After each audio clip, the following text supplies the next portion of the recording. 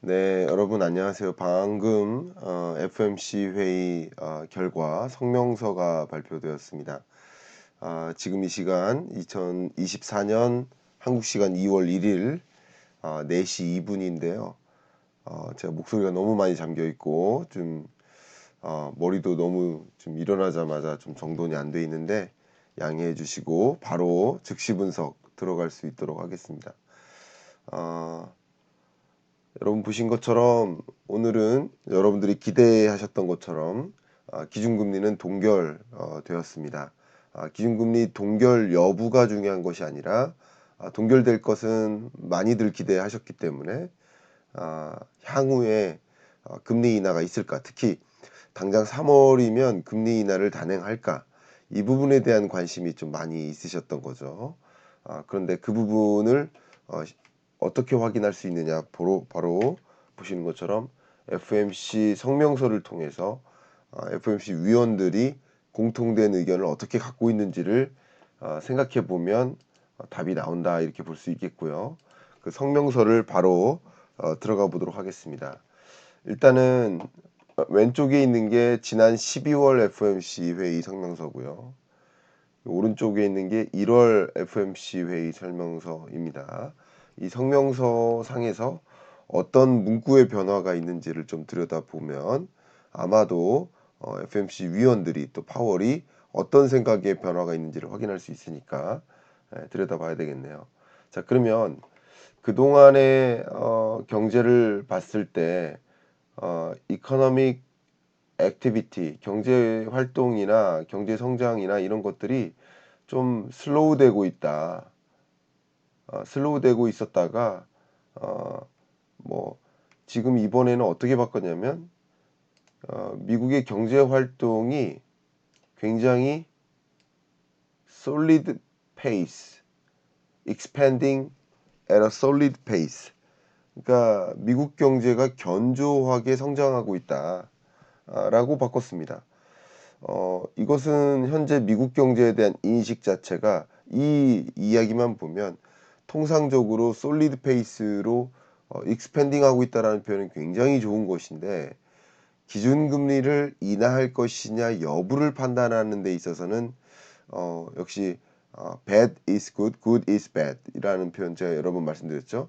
좋은 뉴스가 오히려 배드 뉴스가 된다. 왜냐하면 금리 인하가 쉽지 않아 보인다라는 판단인 거죠. 여기서는 먼저부터 첫 문장부터 그런 것들이 들어섰습니다. 그 밖에도 나머지 이야기를 살짝 읽어가면서 어떤 차이가 있는지 좀 말씀드리도록 하겠습니다. 일자리 창출이 여전히 일어나고 있고, 그리고 여전히 강한 이 고용 시장의 모습을 보이고 있다. 그리고 실업률도 여전히 낮다.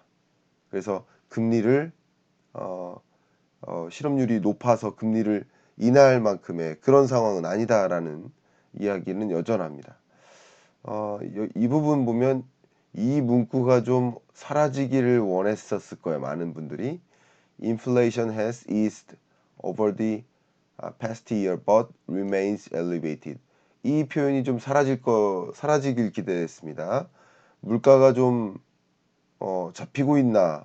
근데 여전히 오르고 있다라는 이런 문구가 사라지지 않았다는 점도 컨빅션이라는 제 표현을 자주 썼었죠. 물가 확실히 잡혔다라는 확신이 드는 그 지점까지는 금리를 인하하기가 어려울 것이다라고 제가 여러 번 말씀드렸는데, 여전히 그런 확신을 갖지 않고 있다. 적어도 시장은 그런 확신을 갖고 있을 수 있어요. 또 시장 말고도 뭐 IB 같은 경우는 그런 확신을 가질 수 있어요. 그러나 FOMC 위원들은 그런 확신을 갖고 있지 않기 때문에, 금리를 결정하는 것은 FOMC 위원들이니까 위원들은 그런 확신을 갖고 있지 않다라는 걸 확인할 수 있습니다. 그 밖에 나머지 이야기를 좀 볼 텐데, 좀 재밌는 게 그동안 이 금융 불안 여부에 대한 판단을 계속 했었어요. The US banking system is sound and resilient 라는 이 문구가 들어선 이유는 그만큼 미국의 은행 시스템이 좀 불안한 거 아니냐 하는 그런 시장의 해석에 대해서 불안하니까 금리를 인하해야 되는 거 아니냐라는 그런 시장의 해석에 대해서 아니다. 미국의 금융 시스템은 괜찮다라는 이야기를 그동안 해왔는데 아예 이 문장을 뺐습니다. 보면 아예 뺐다는 얘기는 해석을 해보자면 뭐 저의 해석이 잘못됐을 수도 있겠습니다만 이 문장 자체를 뺐다는 얘기는 미국의 금융 시스템이 건강하다라는 얘기를 할 필요조차 없다라는 판단이지 않을까. 그만큼 미국의 금융 불안은 지금 없는 상태니까 굳이 그 얘기를 왜 하냐 이거죠. 아예 뺀 거죠. 그만큼 금리 인하의 필요성에 해당되는 그 문구도 좀 빠진 겁니다. 자, 이렇게 저는 생각을 하고요.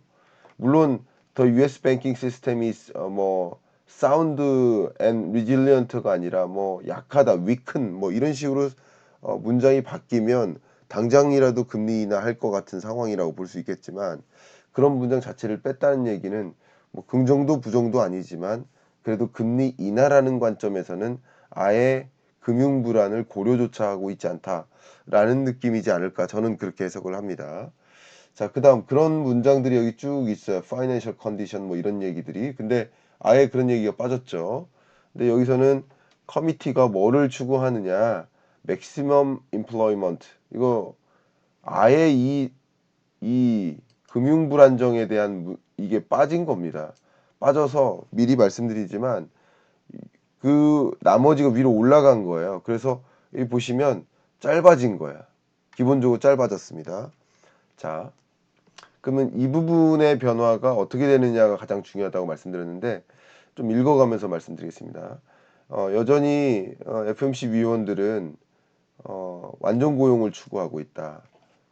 좀 그리고 인플레이션 같은 경우 계속 얘기하지만 2%, 2%의 목표 물가를 이루는 것 이것도 커미티 멤버가 굉장히 중요하게 생각했다.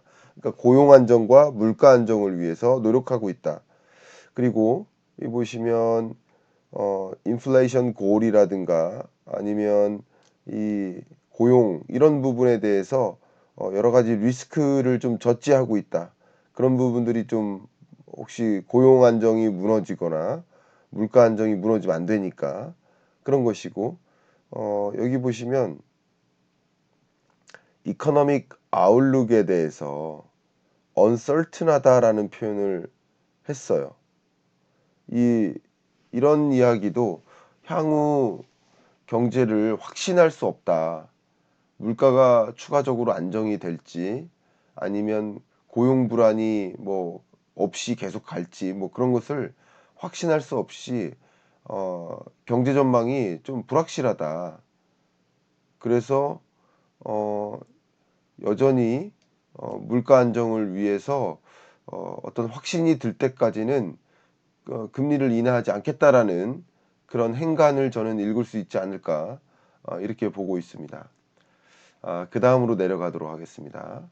여기서 좀 많이 바뀌었습니다. 이 부분이 많이 바뀌었는데 자 바뀐 부분보다도 이번 FOMC 성명서에서 어떤 내용을 다루고 있는지 좀 보겠습니다. 어쨌든 금리를 동결 했는데 여기 보시면 커미티는 이 부분이 완전히 좀 바뀌거나 새롭게 추가된 건데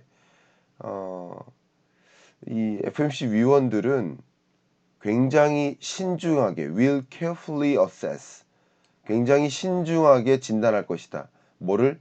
incoming 데이터 앞으로 발표되는 데이터들을 신중하게 진단할 것이다. 그리고 뭐 전망이라든가 이런 것들을 신중하게 진단하겠다. 그러니까 지금 당장 금리를 인하하는 건 다소 섣부른 일이다라는 표현이라고 또 생각을 해볼 수 있을 것 같아요. 자, 그렇게 보고요. 그 다음 문장을 좀 보여드리겠습니다만 이 부분을 조금 지우겠습니다. 너무 많으면 또 여러분 불편하실까봐. 자, 그 다음 문장을 좀 보도록 하겠습니다. 이 부분이 완전히 새로워졌는데 여기 한번 보겠습니다. 어쩌면 저는 개인적으로 이게 핵심이지 않을까라고 생각을 하는데 FMC 위원들은 does not expect 여기 보면 위원들이 아마도 그 타겟 레인지를 reduce 하는 것, 줄이는 것이 적절할 것인지 그 적절할 것이라고 기대하지 않는다. 그러니까 금리를 당장 인하하는 것이 적절하다고 생각하진 않는다. 그리고 당장 인하하지 않겠다는 뜻이죠. 그리고 이 부분이 되게 재밌어요. It has gained great confidence that inflation is moving sustainably toward 2%. 2%라는 목표 물가에 지속적으로 접근하고 있다라는 great confidence, 굉장히 강한 자신감, 그 자신감을 얻을 때까지는 이 부분이 제일 중요합니다. 저는 제가 생각하는, 왜냐하면 이 부분은 완전히 새롭게 추가됐거든요. 이 부분이죠. 완전히 새롭게 추가됐죠. 그러니까 제가 그동안 말씀드렸던 그 컨빅션, 완전히 물가가 잡혔다라는 확신이 드는 순간에 금리를 인하할 것이다 라고 말씀을 드렸는데, 그 컨빅션이라는 단어를 여러분 생각해 주시면 좋겠다라는 말씀인데, 비슷한 개념이죠. 컨빅션보다 좀 더 강하죠. greater confidence, 정말 강한, 물가가 확실히 떨어졌다라는 강한 확신이 드는 지점, 이렇게 해석할 수 있겠죠. 그다음 좀 더 들여다보겠습니다. 커미티는 reducing its holding of treasury securities, 뭐 QT에 대해서 어떻게 논의할지도 궁금했었는데, 그 부분은 지난달과 차이가 없이 유지되고 있습니다. 어쨌든 커미티는 is strongly committed. 여기서 보시면 이 커미티가 strongly라는 표현이 없었던 걸로 기억하는데, 여기 앞에서는 제가 당장 비교를 못 하겠네요. 있었네요. 커미티는 여전히 2%라는 목표 물가를 이루기 위해 노력하겠다라는 얘기는 그대로 또 유지됩니다. 그러니까 여러 가지 면에서. 그 다음 이 밑에 내용은 큰 차이가 없습니다. 이 부분이죠. 이 부분인데 좀 살짝만 보겠습니다. 이런 통화 정책을 운영함에 있어서 여전히 어떤 향후에 발표되는 인커밍 인포메이션, 경제 전망에 대해서 모니터하고, 그리고 준비하겠다. 어떤 통화 정책에 대해서 계속 그런 것들을 보면서 준비하겠다. 특히 어떤 특정한 리스크가 발생하는지, 뭐 그런 것들이 우리의 앞에 말씀드렸던 완전 고용과 물가 안정이라는 목표 달성에 어떤 리스크가 있는지 없는지를 꾸준히 확인하겠다. 뭐 그런 굉장히 많은 정보들을 다 take into account, 다 고려하겠다. 뭐 그런 얘기들은 여전히 유사합니다. 거의 뭐 이 부분에 있어서는 차이가 없는 것 같습니다. 제가 지금 자고 일어나서 바로여가지고 얼굴을 크게 보여드리는 게 좀 부담스럽긴 하지만, 그래도 여기를 못 보겠네요. 그래도 지금부터 FMC 성명서의 기초에서 지금 어쨌든 저의 해독이 아니라 파월은, FMC 위원들은 경제를 어떻게 해석하고 있는지를 지금부터 구체적으로 좀 볼 수 있도록 하겠습니다. 특히 이 성명서에 담겨 있는 그런 메시지들을, 물론 기자회견에서의 발언도 중요하겠지만 이 성명서에 담겨 있는 메시지가 더 공식적이고, 또 파월 혼자만의 말이 아니라 FOMC 위원들의 어떤 공통된 의견이라고도 생각을 해 본다면, 그죠? 예. 그렇다면 성명서 자체가 많은 임플리케이션을 주고 있다, 저는 그렇게 생각을 하고요. 이제 페드의 의사결정에 대해서 말씀을 이제부터 드리도록 하겠습니다. 일단 지난 12월 FMC 성명서에서 야, 이게 참 많이 화제가 됐었죠. 기준금리를 5.4 수준에서 뭐 2024년 4.6, 그러니까 이것은 이제 어떤 프로젝션이니까 기준으로 한다면 5.5에서 대략 4.75%로 금리를 인하할 것이라는 이 뷰를 준 거예요. 12월에 이 FOMC 성명서와 점도표와 경제지표 전망에서 이 뷰를 주면서, 그러면서 시장은 금리 인하에 대한 뷰를 줬다. 그러니까 당장 3월 달에 금리 인하 있을 거야 라는 생각을 굉장히 강하게 가졌었던 것이죠.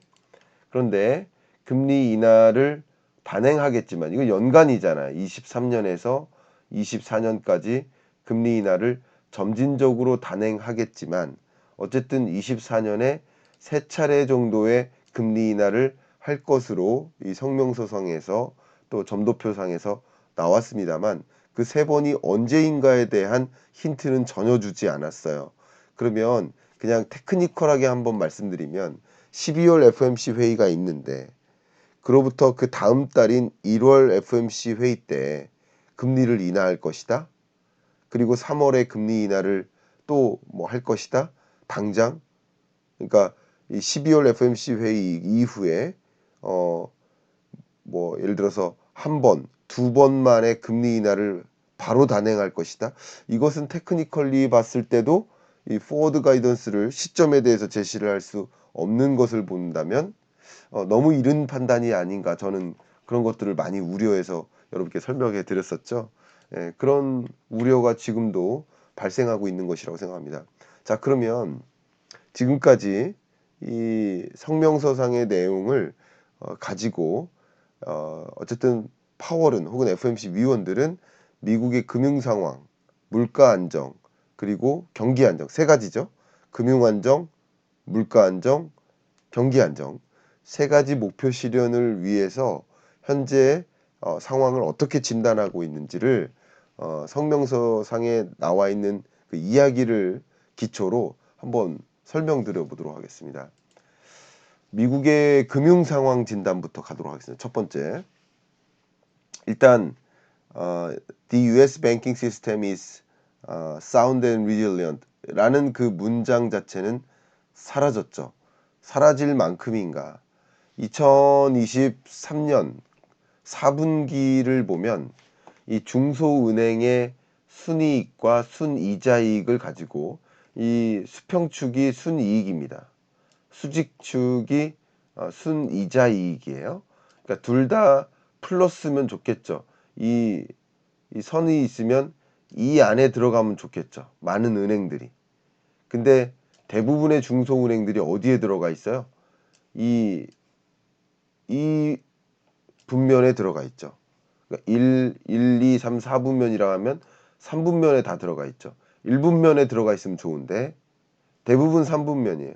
그러니까 다시 말하면 중소은행들이 대부분 순이익이 마이너스였고, 대부분이 아니라 100%죠. 그리고 순이자 이익도 마이너스가 대부분이고, 이 하나의 은행 빼고면 대부분이 순이자 이익도 마이너스, 순이익도 마이너스였다. 그러니까 뱅킹 시스템이 좀 불안하다라는 설명인 거예요. 불안하다. 특히 지역 은행들이 좀 불안하고 상업용 부동산 시장이 굉장히 안 좋게, 공실이 너무 심각하기 때문에 이 부분이 좀 불안하다라고 보았던 거예요, 그동안에는. 그런데 지금 진단이 어떻냐면 이 미실현 손실이라 합니다. 그러니까 예를 들어서 뱅크런이 발생해서 갖고 있던 은행이 가지고 있던 증권을 팔아서라도 그 돈을 달라는, 저축했던 예를 들어 경제 주체에게 돈 주세요 했을 때 돈 돌려줄 때 지금 갖고 있던 증권마저 팔아서 갚아야 되는 상황이라고 했을 때, 그 실리콘밸리 뱅크 사태가 그거였죠. 미실현 손실이 지금 이렇게 일어나고 있다. 근데 미실현 손실이 이렇게 일어나고 있는데 여기에서 뱅크런이 발생하면 미실현 손실을 실현시켜 가면서까지 돈을 갚아야 되는 거죠. 그러니까 실리콘밸리 뱅크 사태가 나타났었던 거죠. 근데 그 미실현 손실이 가장 심각하게 일어났던 지점이 22년 4분기, 23년 1분기라는 거예요. 그리고는 이게 미실현 손실이 점차 줄어들고 있다라고 판단을 하고 있는 거예요. 보겠습니다. 왜냐하면 일단 은행들이 가지고 있는 주요 증권 중에 또 상당히 많은 비중이 국채거든요. 미국 국채. 근데 미국 국채 금리가 어쨌든 이 불안하게 움직이다가 24년 들어서 10년물이든 2년물이든 하향 안정화되는 추세입니다. 제가 막 일어나서 계속 말이 꼬이고 좀 그러네요. 좀 양해를 구합니다. 하향 안정화되는 추세입니다. 그죠? 그러니까 금리가 떨어진다는 얘기는 어, 채권 금리가 떨어진다는 얘기는 채권 가격이 올라간다.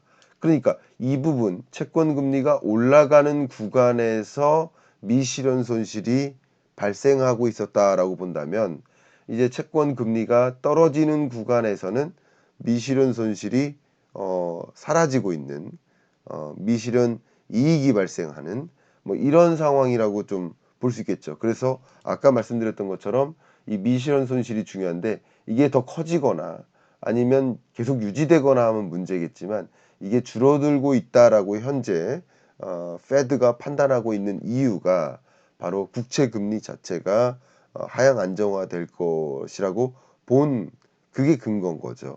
그러니까 이런 면에서 미국의 금융 불안이 해소되고 있다라고 판단하고 있고 특히 23년에 중소은행들의 금융 불안이 있었습니다만 그 금융 불안이 있었을 지점이 가장 심각한 게 23년 4월이죠. 그때 뱅크런도 발생하고 뭐 그랬었지만 그 이후에 이 소형 은행들의 예금액이 지속적으로 늘어나는 이런 흐름도 또 중대형 은행도 좀 장기적으로는 줄어들다가 다시 23년 10월 이후에 좀 늘어나는 이런 흐름을 본다면 그래도 생각했던 것보다 US 뱅킹 시스템이 흔들리고 있다, 불안하다 이렇게 판단할 필요는 없다라는 페드의 판단인 겁니다. 그럼 페드의 판단은 결과적으로 금융 불안을 우려해서 굳이 금리를 좀 조기에 인하할 필요가 있겠느냐. 성급한 금리 인하는 오히려 미국 경제에 굉장히 부정적인 영향을 준다. 많은 잠깐 정치적으로 해석한다면 많은 유권자들이 금리 인하하기를 좀 기대하고 바라고 있겠지만 금리 인하에 대한 기대에 부응하는 것보다 금리를 인하했을 때 더 부정적인 영향이 많다. 물가 잡힐 뻔했는데 다시 또 못 잡고 넘어간다든가 이런 일이 일어날 수 있다. 뭐 그런 걱정이라고 좀 생각을 해보면 좋겠죠. 자, 이제 금융 안정 여부를 어떻게 판단했는지 지금까지 말씀드렸다면 지금부터는 금융 안정, 그다음 두 번째 물가 안정을 좀 보도록 하겠습니다. 그 FMC 성명서상에서도 맨 처음에 파이낸셜 컨디션, 금융 안정 여부를 좀 진단하고 그다음에 페드의 목표가 뭐라고 했어요? 완전 고용과 같은 경기 안정을 이루는 거, 또 물가 안정, 그 2%라는 목표 물가에 부합하게 하는 거 이게 중요한 방향성이라고 이야기했기 때문에 그 부분을 또 추가적으로 설명드리겠습니다. 뭐 계속 제가 물가가 발표될 때마다 라이브로 즉시 분석해 드렸기 때문에 여러분은 이 그래프 너무 익숙하실 겁니다. 예, 인플레이션은 안정화되고 있어요. 그렇죠?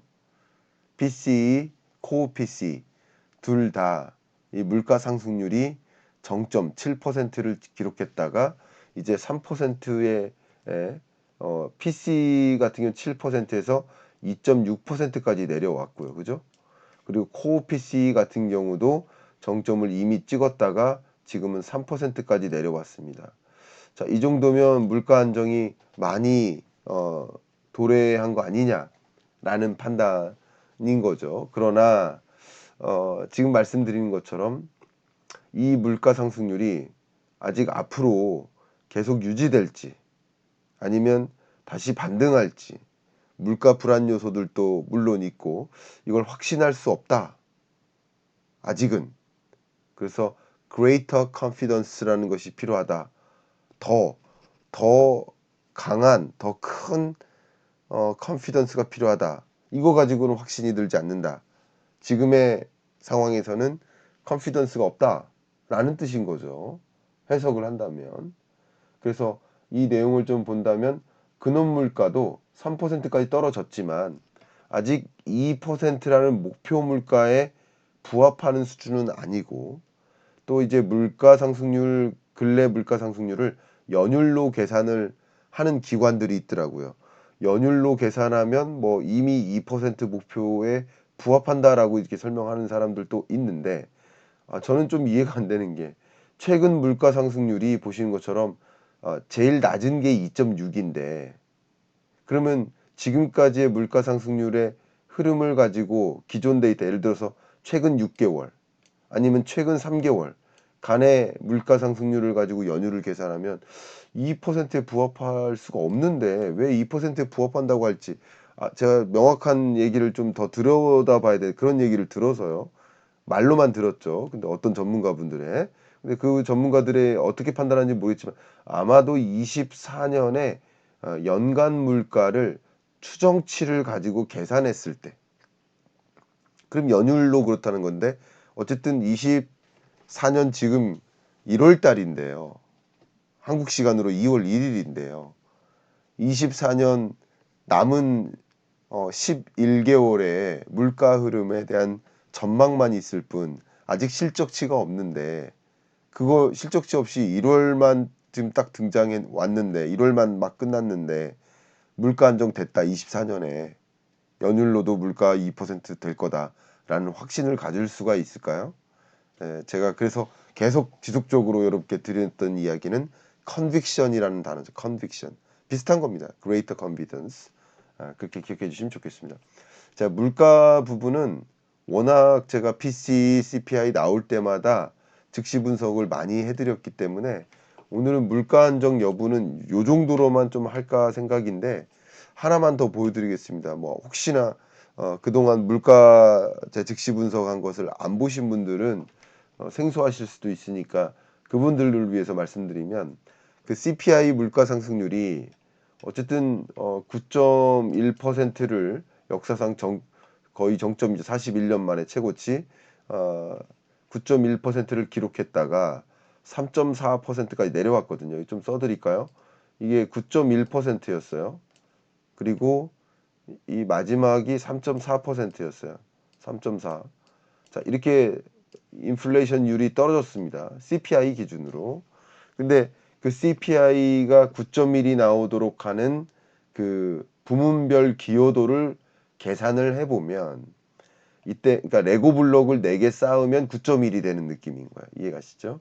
그런데 이 각 부문의 기여도가 전반적으로 빠지죠. 전반적으로 빠져서 에너지 물가의 기여도는 마이너스 기여도, 그리고 식료품 물가는 0.4%포인트의 기여도, 그리고 근원 상품 물가의 기여도는 또 0%포인트의 기여도. 자, 여기 그래프에 단위가 잘못돼서 단위를 수정하겠습니다. 퍼센트가 아니라 이 퍼센트 포인트죠. 자, 제가 단위를 수정하도록 하겠습니다. 퍼센트 포인트입니다. 퍼센트가 아니라. 자, 수정했는데 반영됐네요. 네. 이 보시면 이 단위가 퍼센트가 아니라 퍼센트 포인트입니다. 오류가 있으면 안 되니까. 어쨌든 제가 지금 여러분께 강조해드리고 싶은 것은, 이 레고 블록 중에서 나머지 레고 블록은 다 나름 잡혔어요. 안정화됐어요. 레고 블록 하나만이 남았는데 그게 근원 서비스 물가예요.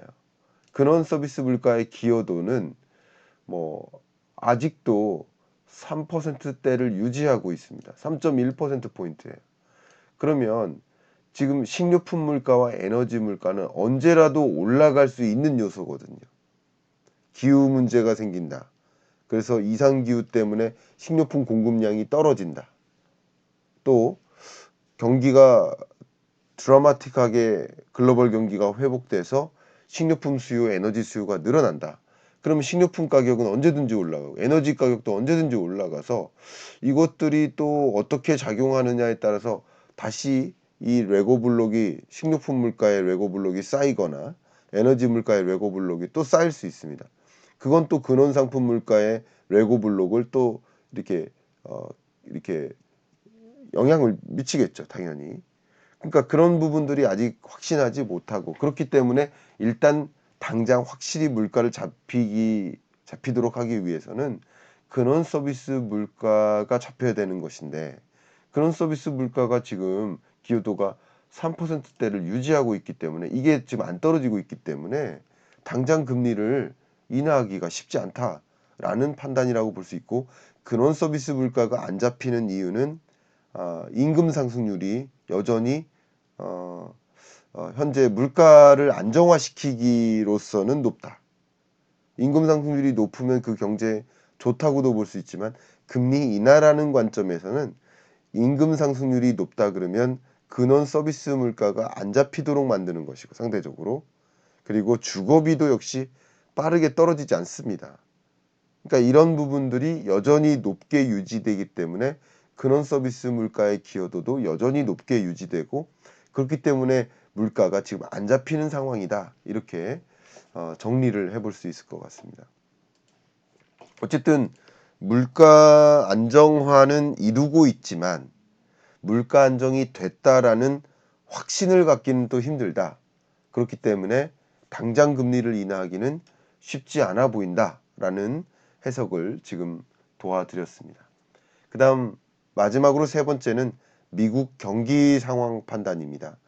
물가 안정, 금융 안정 부분에서는 금리 인하할 때가 아직 아니구나라는 것을 여러분 느끼셨을 텐데 미국 경기 상황을 진단해 보겠습니다. 제가 엊그저께 IMF의 경제 전망 보고서가 나와서 즉시 분석을 해드렸죠.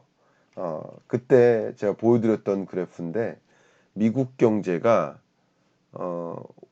2.1, 22년, 23년 2.5 굉장히 강했죠. 그리고 또 24년 2.1로 성장률 전망치가 기존의 1.5에서 2.1로 상향 조정됐다라는 표현을 제가 했죠. 그래서 아까 성명서 기억하십니까? Economic activity has been expanding. 확장되고 있다. At a solid pace. 매우 견고한 페이스로 미국 경제가 확장하고 있다. 확장기라는 거, 확장기. 견고한 성장세. 이만큼 자신감을 보였었습니다. 여기 보시는 것처럼 미국 경제에 대한 전망치가 기존에는 1.5%였는데, 그죠? 1.5%였는데 지금은 오히려 2.1%로 상향 조정하고 23년 전망도 2.1이었는데 2.5로 상향 조정하는 미국 경제가 그래도 2.5, 2.1이면 뭐 경기 침체를 피할 수도 있는 거 아니냐 노랜딩 가능성에 대해서 조금 더 무게를 두는 그런 IMF의 전망이었다고 볼 수 있습니다. 그럼 이런 것을 보면 경기가 불안해서 금리를 인하해야 되는 그런 상황이라고 보이십니까? 그런 정도가 아닌 거죠. 거의 노랜딩은 아니지만 노랜딩에 가까운 이런 흐름이니까 노랜딩에 가까운 그런 미국 경기의 흐름을 생각해 보시면 이게 과연 금리를 경기 때문에 인하할 상황인가라는 것에 대해서 여러분 스스로 답변하실 것 같습니다. 경기 때문에 경기가 너무 불안해서 그래서 금리를 인하해야 된다 하는 그 하드랜딩 성격은 전혀 아니라는 걸 여러분 또 근거를 보실 수 있고요. 역시 최근에 발표된 3월, 4월 미국의 GDP 증가율 이 그래프를 보면 여전히 굉장히 견고했다라는 이런 결과물을 받아들였습니다. 이 숫자를 조금 더 자세히 본다면 2023년이 GDP 증가율이 4.9%였고 23년 4분기가 3분기가 4.9, 4분기가 3.3%였어요. 근데 보통 4분기까지면 이제 12월이라고 보잖아요. 그러면 1월 말에 4분기 실적이 나옵니다. 그럼 1, 2, 3분기, 1, 2, 3월 달 1분기 GDP는 이제 4월 달에 발표돼요. 4월 말에. 그러면 1분기 GDP 증가율이 발표되기 전까지는 미국 경제가 솔리드 페이스로 여전히 익스펜딩 하는지를 또 경기라는 관점에서만 본다면 확인하려면 아직 시간적으로 좀 많이 남아 있다. 3월은 이르다. 1, 2, 3월까지의 GDP, 1분기 GDP를 확인하려면 속보치가 발표되는 시점이 4월 말이거든요. 그러니까 3월 달에 FOMC 회의에서 금리를 경기 불안이 걱정돼서 다른 거 안 보고 지금 경기 불안만 보는 겁니다. 경기 불안이 걱정돼서 금리를 인하할 것인가? 그 부분은 아니라는 거죠. 여전히 개인 소비 부문도 탄탄하게 유지되고 있고 기업 투자도 오히려 3분기보다 좀 그 흐름이 개선된 흐름인 거고 심지어 순수출이 23년 3분기까지 마이너스였는데 23년 4분기에는 22.5%로 정말 폭증한 거거든요. 그러니까 이런 것들을 보면 더군다나 정부 지출을 늘려서 이룬 게 아니라 정부 지출을 3분기보다는 증가율을 좀 둔화시켰는데도 이런 흐름이니까 미국 경기가 매우 견조하다라는 것을 보여주는 근거가 여러 부문에서 나오네요. 그 다음 좀 퀵하게 간다면 고용 부문에서도 실업률도 3.8을 유지하다가 3.7로 오히려 실업률도 떨어지고 4%라는 나름의 완전 고용에 해당되는 그 기준에 훨씬 더 부합하는 실업률 흐름이 유지되고 있으니 고용 불안 혹은 경기 불안 때문에 금리를 인하할 필요가 없다.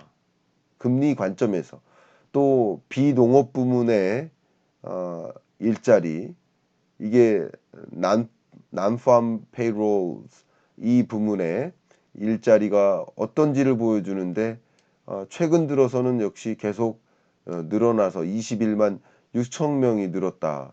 이것은 역시 미국 경기가 탄탄하다라는 것을 보여주는 것이고 제가 말씀드렸던 임금 상승률이 중요한데 사실은 임금 상승률이 뭐 오르는 게 그 나라 경제는 좋겠죠. 그러나 금리 인하 시점을 놓고 판단할 때는 그죠?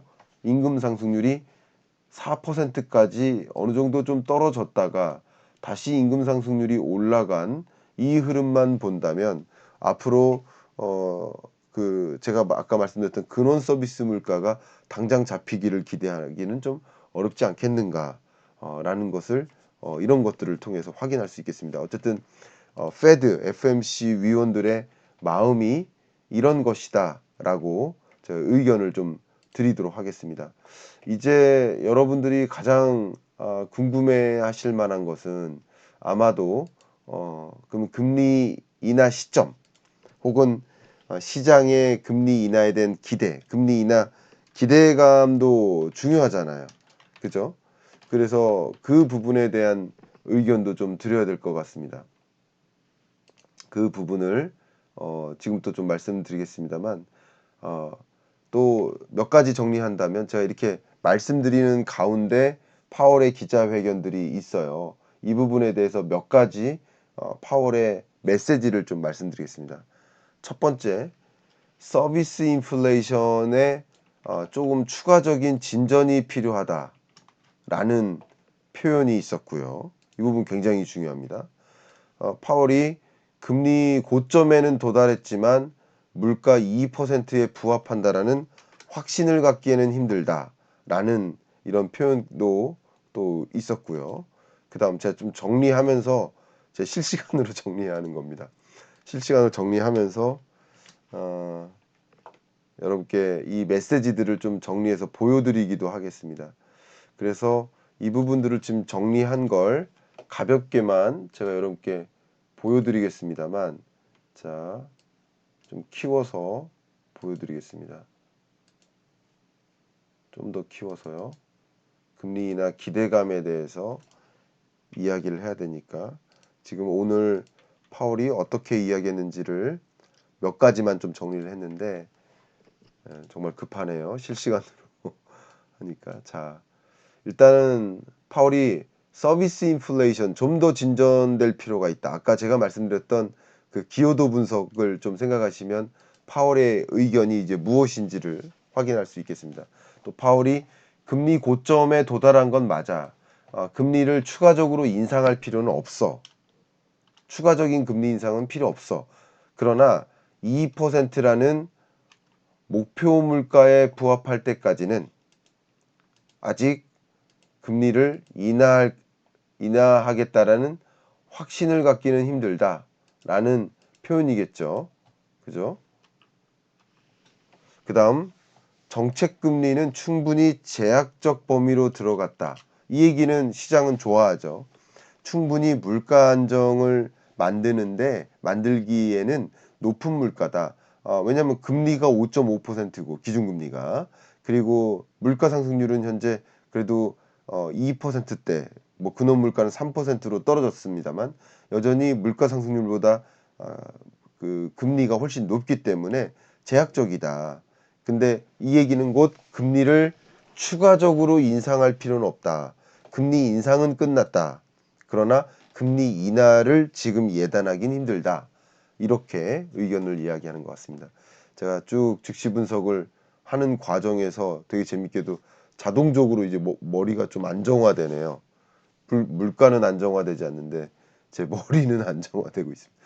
제가 이렇게 카메라 앞에 서기 이제 부담이 좀 없는 상황이 됐습니다. 네, 또 자신 있게 저는 이제 머리 스타일의 안정이 있으니까 좀 더 자신 있게 컨빅션, 그레이터 컨피던스가 생겼습니다. 머리에 대해서. 그래서 좀 자신 있게 카메라 앞에서 말씀드릴 수 있을 것 같아요.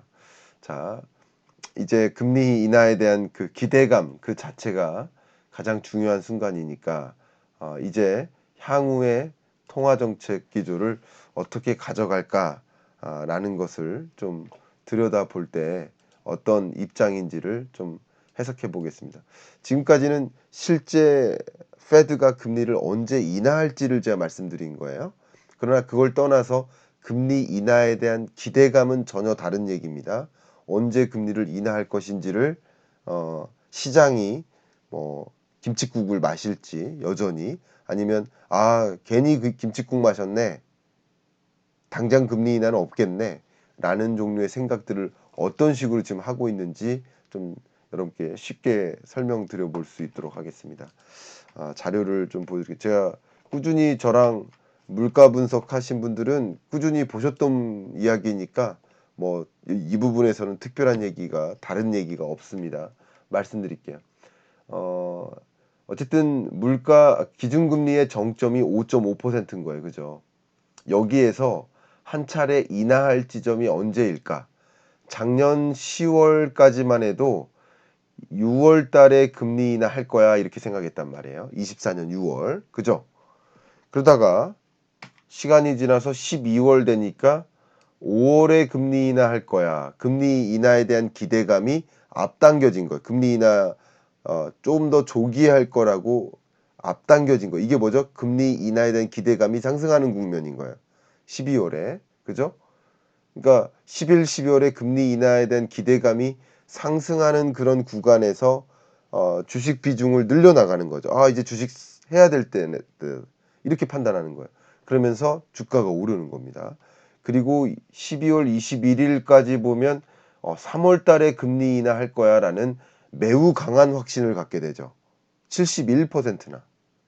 절대적으로 많은 시장의 참여자들이, 투자자들이 금리 인하할 거라고 12월 말까지 강한 확신을 갖게 됩니다. 이 구간이 주가가 강한 흐름을 보이는 구간인 거예요. 우리나라 증시도 그랬죠. 근데 1월 들어서 그 비중이 좀 약화됩니다. 아까 71.1%가 금리 인하할 거라고 강한 기대감을 갖다가 11월 들어서는 65%로 좀 줄어듭니다. 그리고 오늘 들어서는 3월에 금리 인하 못할 거야. 금리 동결할 가능성이 더 높아. 그리고 금리 인하 시점은 5월일 거야. 라고 그 강한 기대감이 좀 줄어듭니다. 또 이 확신도 그렇게 크지는 않죠. 5월 금리 인하 시점도. 이게 금리 인하에 대한 기대감이 수그러드는 구간이에요. 수그러드는 구간에 강한 증시의 랠리가 나타날 수 없는 거라고 볼 수 있겠죠. 금리 인하 당장 못하네. 실망. 이렇게 하는 거죠. 제가 누차 말씀드렸지만 23년 한 해는 역시 기대와 실망이 반복되는 구간이었어요. 근데 그 기대가 뭐예요? 금리 인상 끝났다라는 기대감이 23년 연초부터 금리 인상 끝났어 라고 기대감에 주식을 늘려나가면서 주가가 오르다가 실망. 금리 인상 더 남았네. 물가지표 발표되거나 고용지표 발표되거나 FOMC 회의 있거나 기자회견 있거나 할 때마다 실망. 기대 실망, 기대 실망. 이게 반복되는 게 23년 장세였다라고 제가 정의를 했죠. 근데 24년은 기준금리 인하가 단행되기 전까지 저는 6, 7월로 보고 있으니까 6, 7월 저는 조금 더 7월에 무게를 두고 있습니다. 개인적으로는. 그런데 어쨌든 6, 7월이라고 한다면 그러면 24년 상반기 동안에는 금리 인하가 단행되기 전까지는 금리 인하에 대한 강한 기대, 이제 기대감이지만 그 기대감이 다른 기대죠. 금리 인하에 대한 기대, 기대, 실망, 기대, 실망이 반복되는 구간이다. 근데 어쨌든 그 기대감이라는 것이 금리 인상 끝났다는 기대감이 아니라 금리 인하에 대한 기대감이니까 증시는 23년보다 24년이 높다라고 제가 말씀드렸죠. 경기라는 측면에서 실물 경기라는 측면에서 23년보다 24년이 더 어렵다라고 말씀드려 왔죠. 경기는 더 어렵지만 자본시장, 자산시장에서의 흐름은 다를 수 있다라고 말씀드리는 이유가 바로 이겁니다. 근데 다른 것인데 경기 침체 옵니다. 그럼 주가 떨어진다고 주장하네 라고 이해하시면 안 된다는 말씀인 거죠. 경기는 경기대로, 주식은 주식대로, 그죠? 자본시장은 자본시장대로 분별해서 이해하시면 좋겠습니다. 자, 이제 마무리 말씀을 좀 드려야 될 것 같은데요. 연준의 통화정책 운용 방향에 대해서 의견을 드리겠습니다.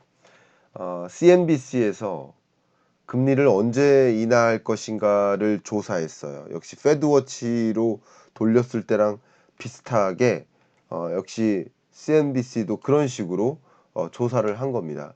조사했는데 조사 결과 3월에 금리 인하할 거야라는 그 생각은 뭐 9% 수준으로 굉장히 미약합니다. 3월에 금리 인하할 가능성은 희박하다라고 조사가 됐습니다. 역시 그건 너무 과한 기대감이었다라는 생각인 거고요. 그 대신 매이 5월 달에 금리 인하할 가능성이 한 50% 되고 6월 달에 금리 인하할 가능성이 한 70% 된다.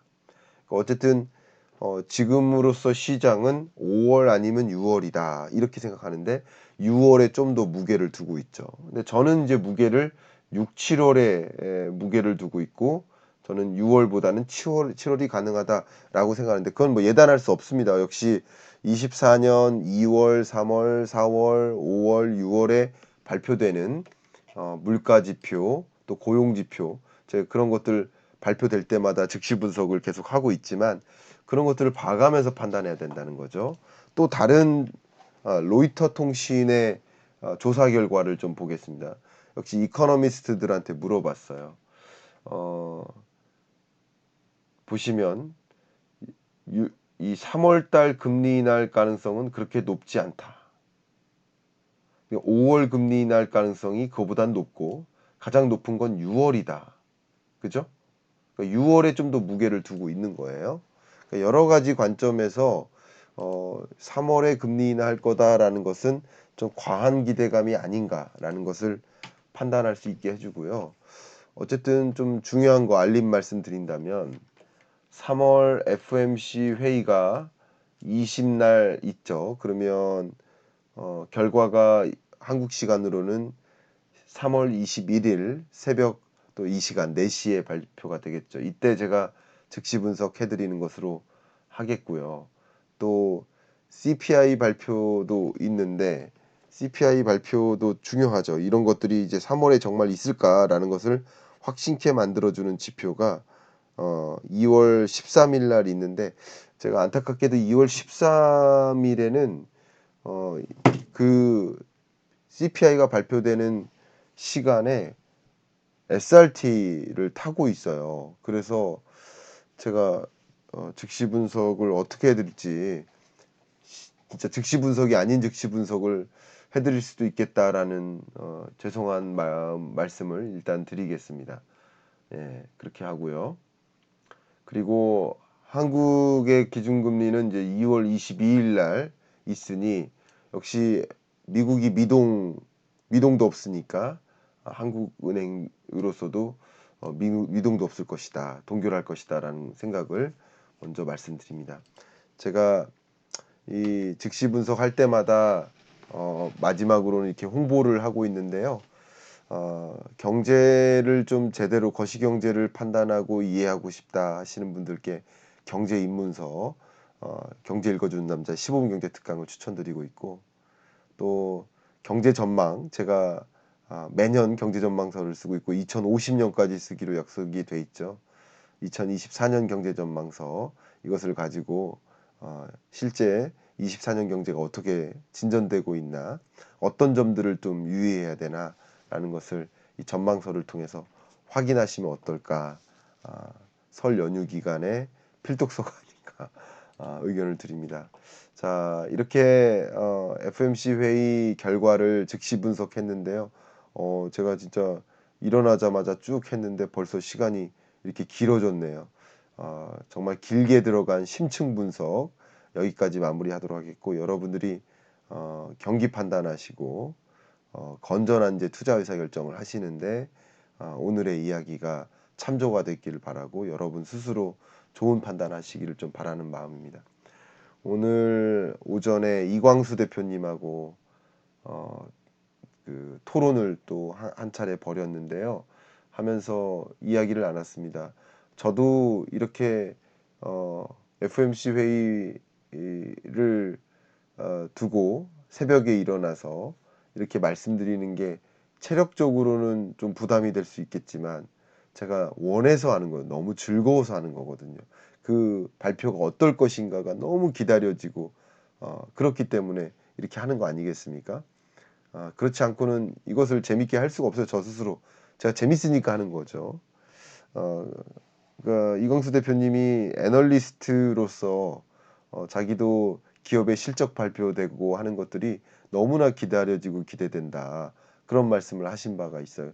그러니까 그런 것처럼 여러분들도 이 경제를 즐겁게 재밌게 탐독해 나가시는 그런 과정, 여정이 되시길 바라고, 그런 여정에 경제 읽어주는 남자 제가 함께 하겠다라는 말씀 드리면서 이상 마무리하겠습니다. 이제 전 좀 잠 좀 붙이고 눈 좀 잠 좀 붙인대요.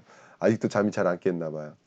눈 좀 붙이도록 하겠습니다. 여러분 좋은 하루 보내시길 바라겠습니다. 안녕히 계세요.